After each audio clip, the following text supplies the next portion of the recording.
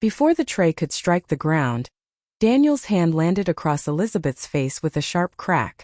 For a single second, the entire backyard fell completely silent. The paper plates ceased their movement. The grill continued its hissing behind them. Lemonade splashed across the patio stones, seeping into Elizabeth's shoes. Daniel moved nearer, his jaw clenched tight. "Don't you ever lay a hand on me again." Elizabeth brought one hand up to her cheek. "I didn't touch you. Clean this up," he ordered, gesturing at the spilled drinks on the ground. "And get out of here." Everyone had witnessed it. Her cousins, her aunt, her sister. But not a single person stirred. Then Melissa approached. Not to examine Elizabeth's face, not to inquire about what had occurred, but to position herself beside Daniel as though he were the injured party. "Say you're sorry to him," Melissa instructed. Elizabeth gaped at her. "Melissa, he struck me." Melissa's gaze grew cold. "Apologize or go." Elizabeth surveyed the barbecue she had arranged that very morning. The folding tables, the platters of food, the decoration she had purchased because Melissa had claimed money was tight once again. Her throat constricted, yet her voice emerged steady. "No." A few attendees averted their eyes. Someone quietly retrieved a cup. Daniel emitted a brief, self-satisfied laugh, as if her refusal had confirmed something about her. Melissa stepped aside and gestured toward the gate. "Then leave." Elizabeth made her way through the backyard while her cheek throbbed and her hands trembled. From behind her, Daniel muttered, "Always playing the innocent." No one followed her. At her car, Elizabeth fumbled for her keys. Her phone buzzed once inside her pocket. A notification appeared on the screen. Harper and Lois State Attorneys, urgent call requested. She barely registered it through the tears she was determined not to shed. Inside the yard, the barbecue gradually resumed. Chairs scraped against the ground. Someone forced out a laugh. Daniel's voice rose above the rest, composed now, self-assured once more. Elizabeth sat behind the steering wheel, gazing at the house where her own sister had just prioritized a man's ego over her wounded cheek. And she had no inkling that within hours, Daniel and Melissa would return home to discover something waiting at their front door that would cause every person at that barbecue to regret their silence. Elizabeth drove without switching on the radio. The quiet inside the car felt almost more deafening than the slap. At every traffic light, she caught sight of the faint red mark on her cheek in the rearview mirror. She touched it once, then swiftly lowered her hand. "I didn't even do anything," she murmured to herself. Her phone buzzed once more. This time she disregarded it. By the time she arrived at her modest townhouse, the anger had transformed into something heavier. Weariness. She entered, set her keys on the kitchen counter, and leaned against it. Her gaze drifted toward a framed photograph sitting beside the coffee maker. It depicted her, Melissa, and their grandfather smiling in his garden years earlier. Back then, Melissa used to wrap an arm around Elizabeth's shoulders and call her my favorite little sister. Elizabeth offered a sad smile. So much for that. She sank into a chair. The memories flooded in one after another. Not because she invited them, but because she couldn't prevent them. When Melissa had gone back to work after her first child was born, Elizabeth had watched the baby almost every afternoon for nearly a year. "I don't know what we'd do without you," Melissa had said repeatedly. Elizabeth never took any payment. She simply adored spending time with her niece. Years later, when Daniel lost his job for several months, Elizabeth discreetly covered 2 overdue utility bills after Melissa called her in tears. "No one can find out," Melissa had pleaded. "They won't," Elizabeth assured her. She never brought it up again. Then there were birthdays, Christmas dinners, family reunions. If decorations needed hanging, Elizabeth arrived early. If someone forgot dessert, Elizabeth drove across town to buy one. If Grandpa needed a ride to a doctor's appointment, Elizabeth canceled her own plans without a second thought. She had become the family member everyone depended on, and somehow the easiest one to overlook. Daniel's insults hadn't begun at the barbecue. They had started years prior. Small remarks, subtle cuts disguised as humor. "Still single? You work too much. You always try too hard." Whenever Elizabeth spoke during family dinners, Daniel invariably found a way to cut her off. Melissa usually chuckled. "Oh, that's just Daniel." If Elizabeth appeared uncomfortable, Melissa would shrug. You know how he is. Over time, everyone else began following suit. Daniel's disrespect gradually became normalized. Not because it was acceptable, but because no one wanted to confront him. Elizabeth recalled another family gathering nearly a year earlier. She had accidentally parked in Daniel's preferred spot near the driveway. He entered the house carrying his cooler and announced loudly, "Guess some people still don't understand basic manners." Everyone laughed. Elizabeth quietly relocated her car. Not one person told Daniel he was being unreasonable. She had convinced herself that keeping the peace was worth swallowing her pride. Today had proven her wrong. Her phone vibrated for the third time. This time she picked it up. One new voicemail. She pressed play. "Good afternoon, Miss Carter. This is Michael Harper from Harper & Lowe Estate Attorneys. Please return my call as soon as possible regarding the occupancy agreement connected to your grandfather's estate. This matter requires your immediate attention." The message ended. Elizabeth frowned. She had been hoping she wouldn't have to think about any of that today. Not after what had occurred. She rubbed her forehead and stared at the phone for nearly a full minute. Family conflict was the last thing she wanted.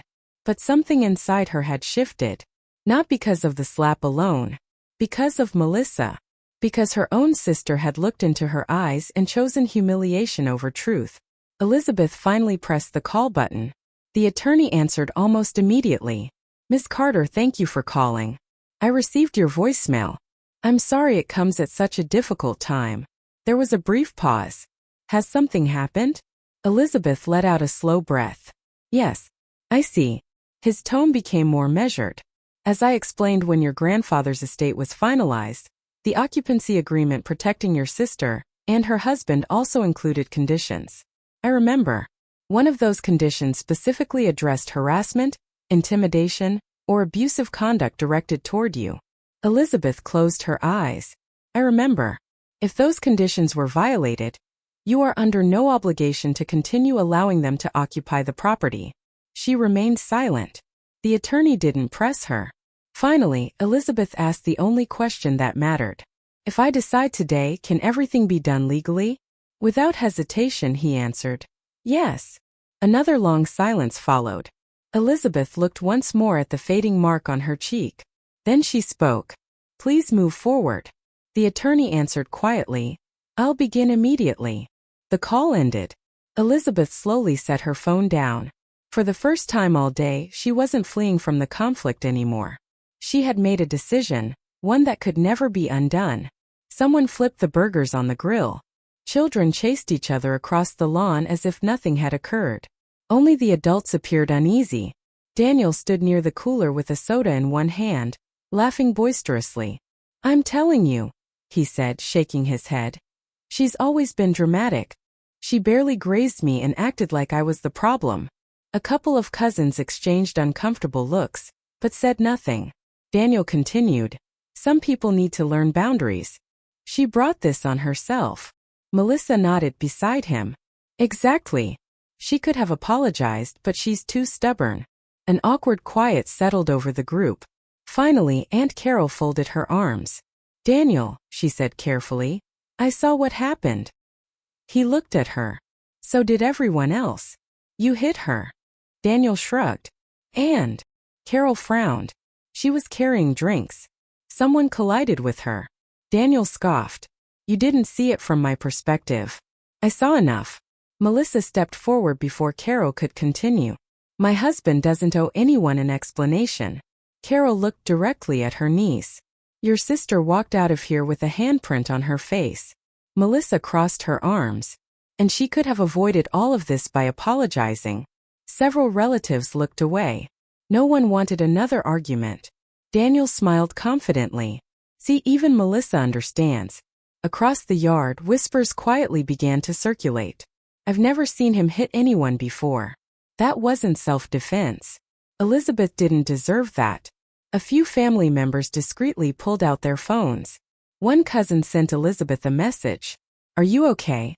Another wrote, "I'm sorry nobody stopped him." An older uncle quietly muttered to his wife, "We should have said something." She nodded. "We should have." For the first time all afternoon, Daniel noticed the atmosphere shifting. People weren't laughing with him anymore. They were simply waiting for the barbecue to end. An hour later, guests began gathering their things. There were polite goodbyes, but none of the warmth that usually followed family gatherings.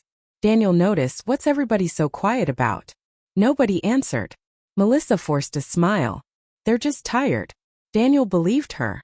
As they loaded coolers into the SUV, he smirked. "I guarantee Elizabeth will call tomorrow pretending none of this happened." Melissa sighed. "She always comes around."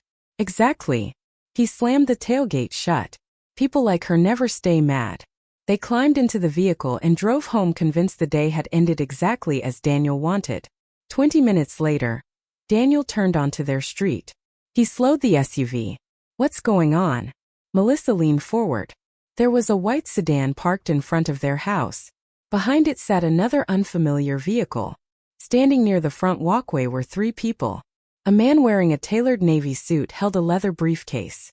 Besides him stood a uniformed locksmith with a toolbox resting on the sidewalk. A third person dressed as a legal courier held a large sealed envelope. Melissa frowned. "Are they at the wrong house?" Daniel laughed. "They must be."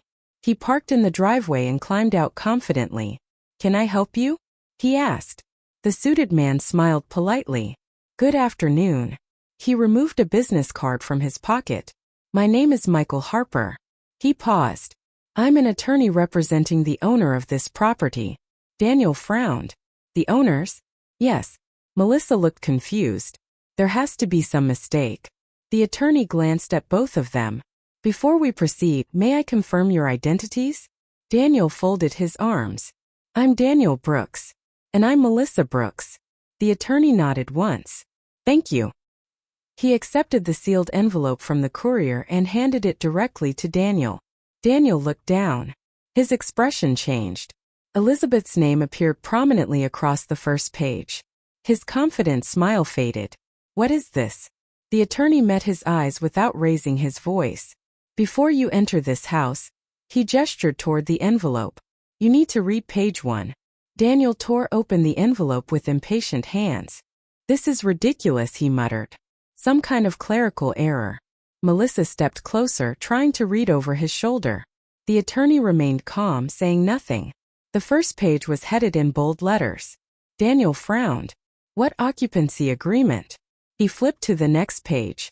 His eyes stopped moving. The color slowly drained from his face. Melissa reached for the papers. "Daniel, what is it?" He didn't answer. She took the documents from his hands. The very first paragraph read, "The legal owner of the property is Elizabeth Carter, pursuant to the final probate order and recorded deed executed following the estate of Harold Carter." Melissa stared at the words. "No, this." She turned another page. "No, this can't be right." The attorney finally spoke. "There is no mistake." Daniel looked up angrily.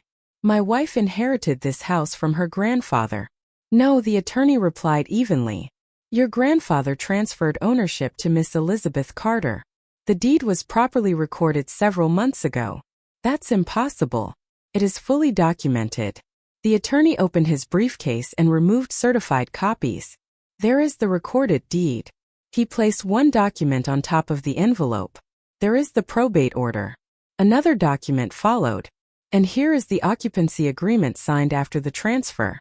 Melissa slowly recognized her grandfather's signature. So did Daniel. Neither could deny it. Melissa's breathing became uneven. "I remember." The memory came rushing back.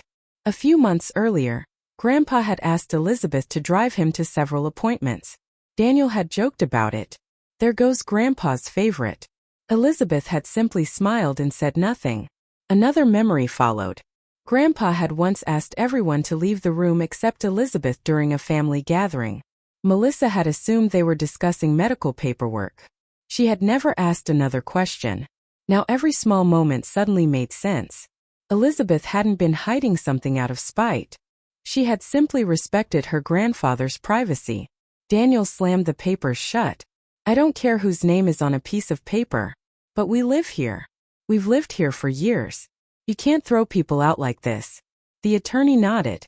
"Ordinarily, occupancy agreements remain in effect until their stated expiration."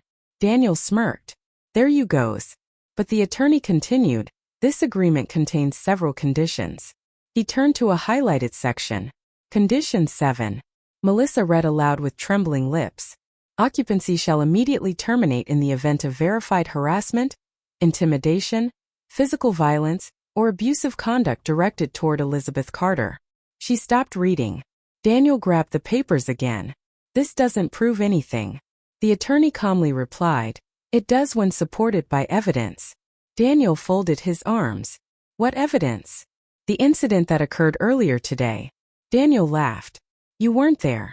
No, but numerous witnesses were. The attorney handed him another folder. Inside were written statements collected that afternoon from family members who had contacted Elizabeth after learning she intended to enforce the agreement. Aunt Carol's, Uncle Robert, 2 cousins, and even Daniel's own younger brother. Every statement described the same thing. Elizabeth accidentally brushed against Daniel. Daniel slapped her. Melissa demanded Elizabeth apologize or leave. No one claimed Elizabeth had acted aggressively. Daniel's smile disappeared. This is unbelievable, he snapped. He pulled out his phone. I'm calling everybody. He immediately dialed Uncle Robert. Tell this lawyer he's wrong. Robert's voice remained calm. I'm not lying for you, Daniel. The line went dead. He called another cousin. No answer. Then Aunt Carol's. She answered immediately. You hit her, Daniel. I saw it. I'm not defending you. She hung up. One by one, every call ended the same way. Some didn't answer. Those who did refused to support him. The people who had remained silent at the barbecue had finally found their voices. Melissa slowly lowered herself onto the front steps. Tears filled her eyes. I told her to leave. She whispered. The memory replayed in her mind. Elizabeth standing alone, her cheek bright red, looking at her own sister for help, receiving none. Melissa buried her face in her hands. What have I done? The attorney looked at her sympathetically. Miss Carter made no threats. She simply instructed our office to enforce the agreement that already existed. Daniel stared at the house. For the first time, it no longer felt like his. It felt like someone else's property because legally it was. He turned toward the front door. I don't care. I'm going inside. He took one step toward the entrance. Before he could reach the porch, the locksmith quietly walked forward, inserted a new cylinder into the front door, and began replacing the lock. The metallic click echoed through the silent evening. Daniel stopped where he stood. For the first time all day, he had absolutely nothing left to say. The sound of the locksmith's tools echoed across the quiet street. Daniel stood frozen on the walkway, staring at the front door as though refusing to blink might somehow change what was happening. It doesn't matter, he finally snapped. Elizabeth can't just decide to ruin our lives because of one argument. The attorney closed his briefcase before answering. This decision wasn't made because of one argument. It was made because the agreement your grandfather created anticipated exactly this kind of behavior. Melissa slowly lifted her head. What do you mean? The attorney removed one final folder. Your grandfather asked our firm to explain the reasoning only if the occupancy agreement ever had to be enforced. He opened the document.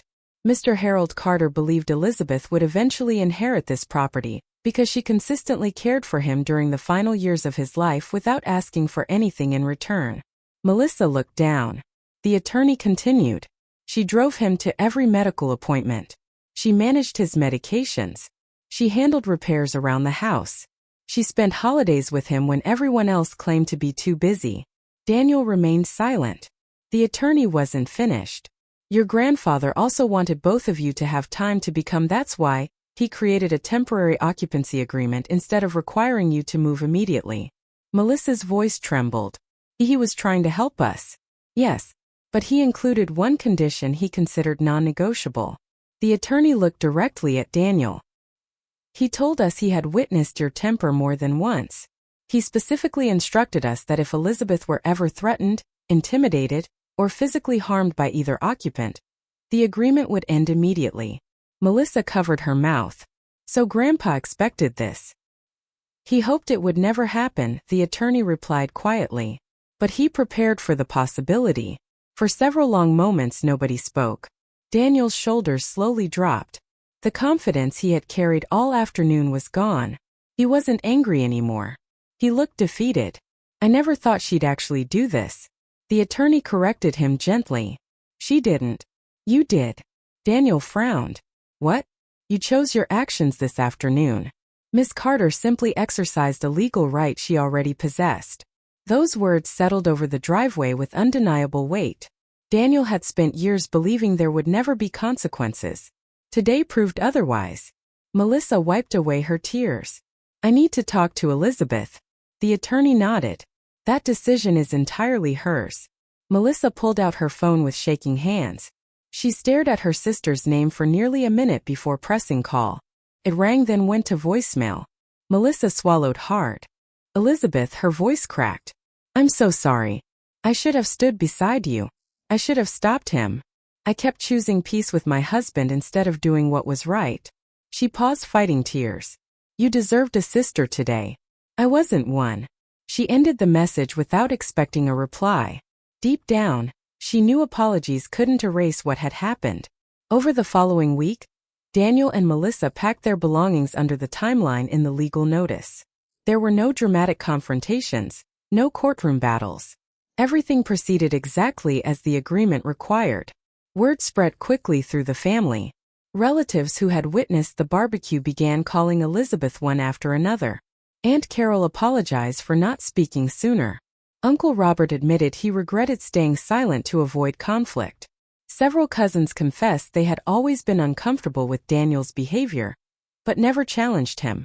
Elizabeth accepted their apologies politely. She didn't lecture anyone. She simply thanked those who chose honesty. As for Daniel, invitations to family gatherings became noticeably fewer.